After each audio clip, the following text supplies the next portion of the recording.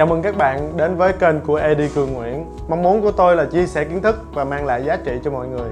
Ngày hôm nay tôi sẽ chia sẻ cho các bạn một món rất là phổ biến hiện nay, đó chính là món Sake Teriyaki, còn gọi là cá hồi sốt teriyaki. Nào chúng ta cùng bước vào phần nguyên vật liệu. Nguyên vật liệu của chúng ta hôm nay, nguyên vật liệu chính là cá hồi. Các rau củ quả ăn kèm ngày hôm nay chúng ta có cà rốt, cải thảo, cải thìa. Một cái nguyên vật liệu cũng khá đặc trưng của Việt Nam nữa mà mình muốn là nó có trong đây nữa, đó chính là trái khổ qua ha, ớt chuông, nấm và nấm linh chi. Và đối với lại sốt teriyaki ngày hôm nay á, thì mình sẽ có nước tương koikuchi, còn gọi là nước tương đậm, rượu sake, rượu ngọt mirin, đường, mật ong. Và để mà mình làm cho món ăn mình nó có phần thơm ngon hơn, chúng ta có bơ lạc. Nào chúng ta cùng bước vào phần chế biến nguyên vật liệu nha. Trái khổ qua này á, thì mình chỉ cần cắt lát là được nha. Và mình không có giữ phần ruột ở trong.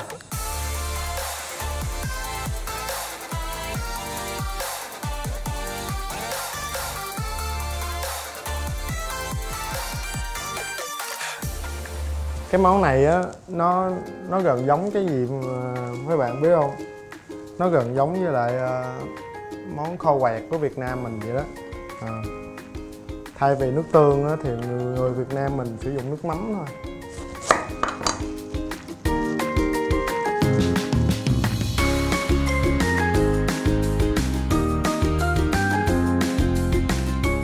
Cái dĩa rau củ quả của mình á, là cũng đủ 5 màu sắc luôn nha các bạn.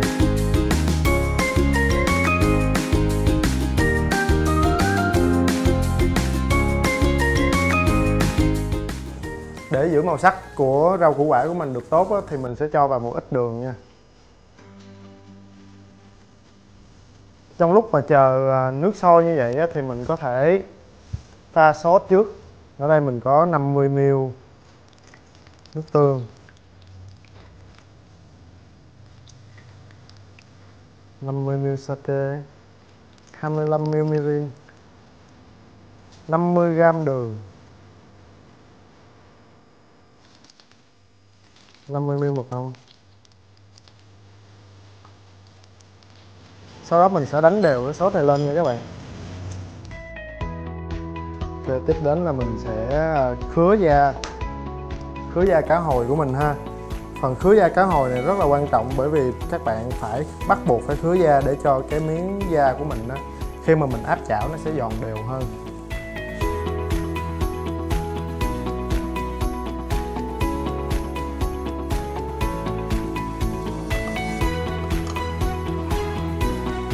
Tiếp đến là mình sẽ cho một ít bột mì vào trong đây ha. Rồi mình sẽ thấm sơ ở phần da của mình.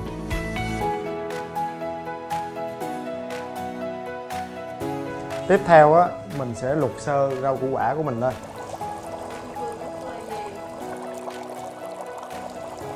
Rồi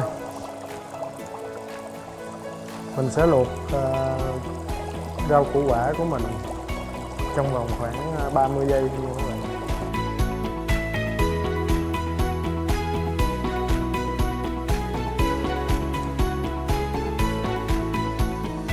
Cá hồi kho quẹt kiểu Nhật.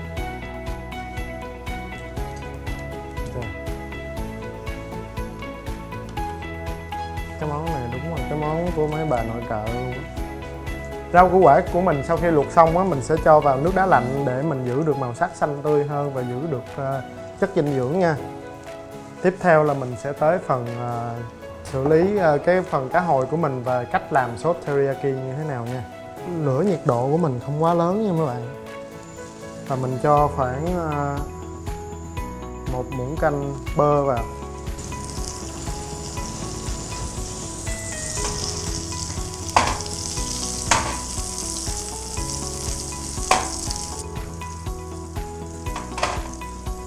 Sau đó chúng ta sẽ cho cá hồi vào. Các bạn lưu ý là mình cho phần da xuống trước nha.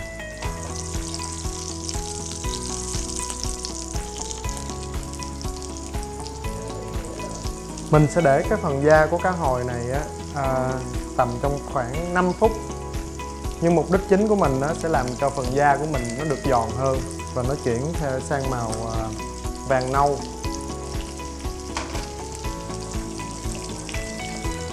Giữa cái sự hòa quyện của cái miếng cá với lại mùi bơ nó tạo nên một cái hương thơm rất là hấp dẫn. Đó. Giờ thì mình nghĩ là cái mặt bên kia là cũng bắt đầu nó chuyển sang màu vàng nâu. Các bạn sẽ thâm chừng cái miếng cá của mình ha.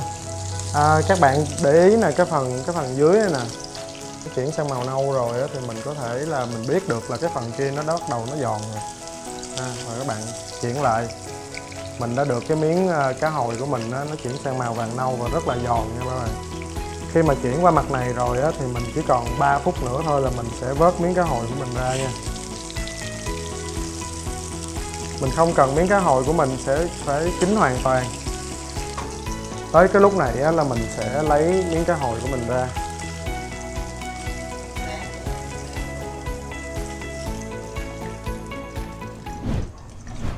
Sau đó mình sẽ cho 150ml sốt teriyaki mà mình đã pha từ trước vào trong đây. Lúc này mình có thể tăng lửa lên chút xíu nha các bạn. Và để như vậy cho tới khi nước sốt của mình sánh lại.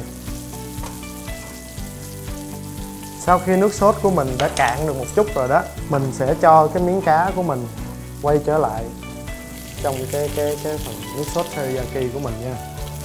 Và mình nấu chung với lại cá cho tới khi mà nước sốt của mình nó kẹo dần. Cái nước sốt đó để mà phân biệt mà nó được hay chưa, mình sẽ dùng một cái muỗng ha, mình sẽ rải từ từ xuống.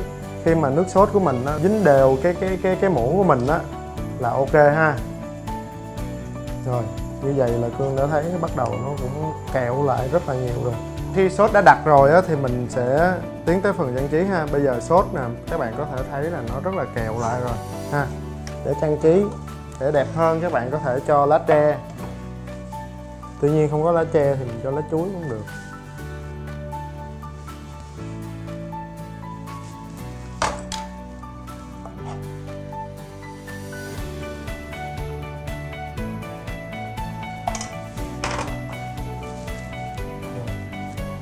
Tiếp theo là những cái rau củ quả khác ăn kèm, các bạn có thể để xen kẽ nó nha.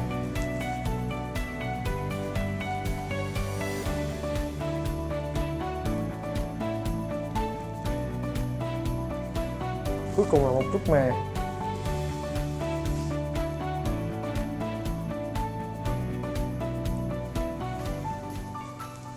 Như vậy là Cương đã làm xong món ăn này rồi. Chúc các bạn thành công với món ăn này. Món ăn này có thể dùng chung với cơm trắng hoặc là súp miso, hoặc là có thể cho thêm một chút rượu sake.